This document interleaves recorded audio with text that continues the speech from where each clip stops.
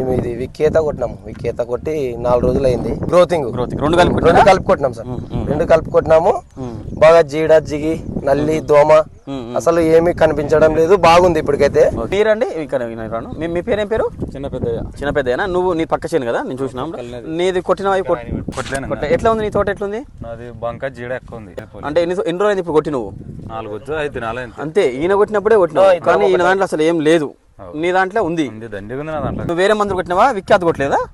ఇంకా వేరే మందు కొట్టినావు. నీ దాంట్లో ఉంది, పోతలేదు. ఈయనది పోయింది.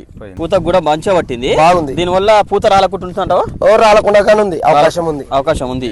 ఇంకా కాయ సైజు కూడా రావాలి. సైజు లెంత్ గానీ వచ్చింది సార్. లెంత్ మంచి అంటే కొమ్మలు బాగా వచ్చినట్టు, కొమ్మకు పూత వస్తుంది చూడండి. అయితే కాయ సైజు కూడా బాగా వస్తుంది కదా? కాయ సైజు కానీ బాగా. ఎదుగుదల వచ్చిందా దీని వల్ల? ఎదుగుదల వచ్చింది సార్. ఎదుగుదల వచ్చింది. ఇక్కడ నుండి ఇక్కడ వరకు పెరిగింది, బాగానే పెరిగింది, మంచిగా పెరిగింది. నీకు కలుపులు కూడా దూరం రాలే, దగ్గర వచ్చి. ఎన్ని క్వింటాలు వస్తుంది మామూలుగా? మీరు ఎన్ని క్వింటాలు ఇస్తారు? మేము ఎకరాకి ఇది ఎకరా 10 సెంట్లు ఉంటది. ఒక 23-24 క్వింటాల వరకు పండిస్తాం. ఎకరానికి 24 క్వింటాలు వస్తుంది సార్.